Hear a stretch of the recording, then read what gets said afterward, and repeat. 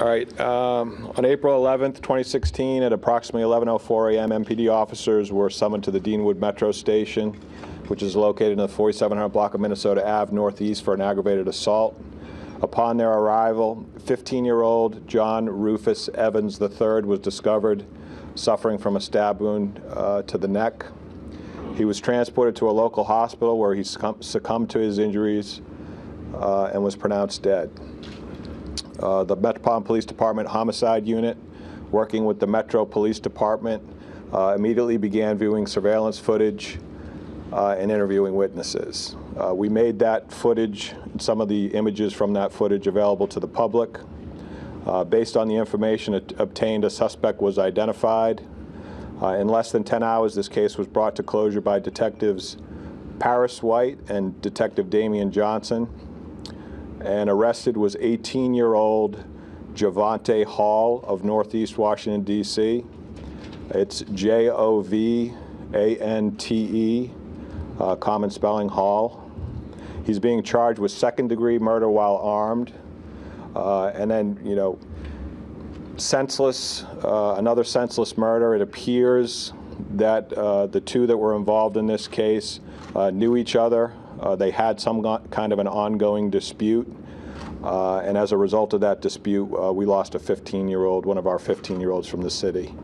I do have to say that the community has been instrumental in providing information in this case, as they were with the shooting of the 7-year-old. In both of those cases, the amount of tips we got was tremendous, and I think that indicates the relationship that we have with our community here at MPD.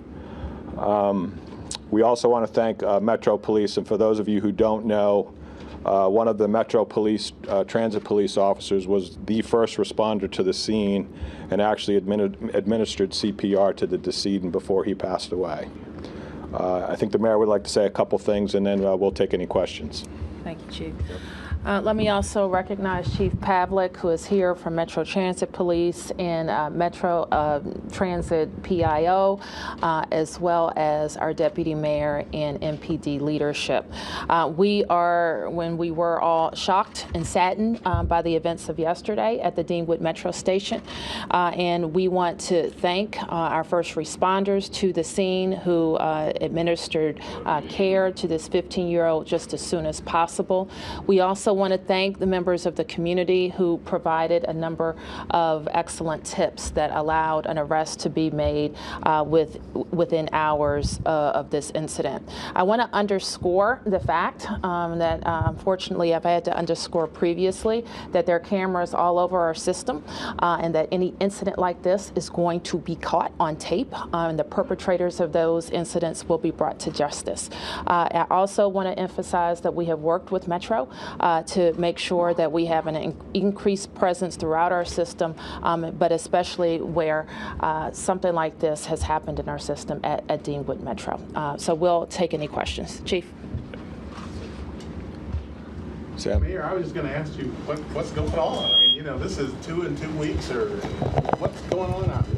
We have, it appears, 2 teenagers that had been involved in a conflict, and the conflict where a weapon was involved resulted in one of them being dead, and one of them, if the facts bear out, this has ruined his life. So what we want to be sure of is that we're telling our young people that the way to resolve conflict is not to engage in these very significant altercations that can result in one of them being dead and one of them going to jail. These are not schoolyard incidents. These are real life altercations that have led to this homicide. Chief, you said the two knew each other. Were they together at the Metro, or did they meet by chance? It appears that they met by chance. And you also mentioned that you had footage, but you also had tips. What was the nature of the tip that helped you, since you already had the footage? Yeah, because it's evidence, we can't go into the specifics of the information that we gather, but I can tell you this, that the community was extremely helpful in giving us information in this case. And like I said, in the case of the 7-year-old the other day, it's the response by the community has really been outstanding, and hats off to the folks that sent in those tips. They're very helpful. The victim came here back to town to go to a court appearance. Was it related to this issue with this suspect? I don't want to, say where they were exactly coming from at this time, but I will say this: that from the information that we've garnered to this point, the two had a dispute that was ongoing, and by happenstance, they ended up being on the same Metro car, and when they met up, this altercation ensued, and I think the mayor indicated this already. We had one of these kids had a weapon, and we saw the same thing with the other incident at the Metro, and we saw the other incident with the 7-year-old who was shot. Is we have these young people with weapons, and they're using them to resolve disputes. So the illegal weapons, the fact that these people are using these weapons to resolve what in a lot of cases are petty disputes really seems to be the cause here. Chief, what are we doing? What's police doing now, specifically at Deanwood Metro? I was there earlier and saw the school leaders from Idea Public Charter High School nearby escorting their children to school safely because there weren't enough police there, and they requested 6D to escort their children or patrol the area. Yeah, I think that's a good question. I think that the community, when something like this happens at an area of public transportation, there's a lot of fear that surrounds that.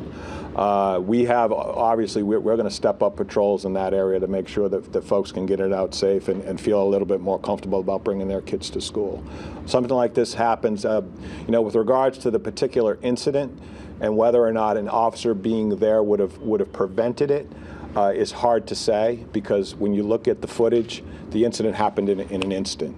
It was that quick of an incident, and actually very similar to the other incident that happened at the Metro.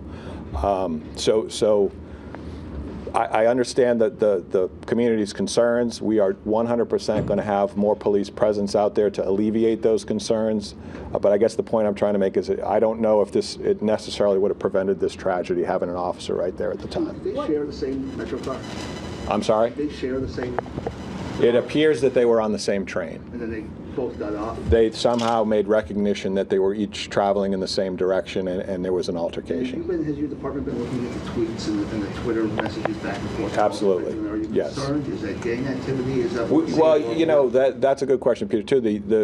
The amount of disputes that are arising out of communication that is occurring through these electronic mediums between these kids it's huge, and I know you've seen it yourself, and we monitor it all the time. It looked like it was going to be retribution. I mean, it looked like they were friends of the victim or openly seeking retribution. It's not. I'm not going to talk about this particular case, but we do see that frequently, where there's this. People are exchanging, young people in particular, these negative comments back and forth towards each other, and from time to time they result in actual disputes. Now, Metro, now you said you were going to step up patrols in that area. What will Metro Transit do as well in conjunction? I'll let Chief PAVLIK answer. Yeah, no, thank you. This was a senseless and a tragic event that unfortunately we have to talk about, but Metro is committed to reassuring our riders' safety, and we have a stepped-up police presence over the next foreseeable future at that particular station. You will? We will, yes, ma'am. How soon? It's immediately. You should have saw it there this morning. You're going to continue to see a police presence there. And what will officers do differently?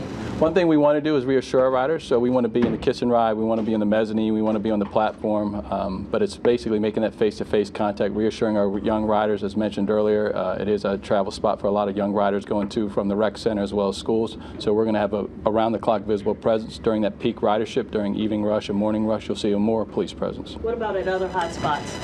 We use a CompStat model policing. We're constantly moving our resources around, and basically what that means is we're following our hot spots and our trends where that criminal activity is occurring. Chief, Yvette Alexander was out there yesterday, and she was particularly critical of you, saying that she had been there that morning campaigning and didn't see any officers, which upset her because she said that you would have stepped up patrols there after the previous attack.